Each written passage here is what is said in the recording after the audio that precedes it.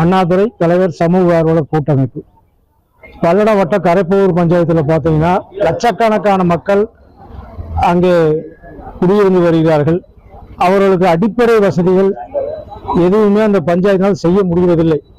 ஏனென்று சொன்னால் சில ஆயிரம் பேர் வசிக்கக்கூடிய பகுதியில் பல லட்சம் பேர் வசிக்கின்ற காரணத்தினால் எவ்வித அடிப்படை வசதியும் செய்யாத காரணத்தினால் அந்த கரைப்பூர் பகுதியிலே குப்பைகளை கொண்டு கொட்டி அந்த பகுதியில் உள்ள மக்களுக்கு மிகப்பெரிய அளவில் பாதிப்பை ஏற்படுத்தி வருகிறார்கள்.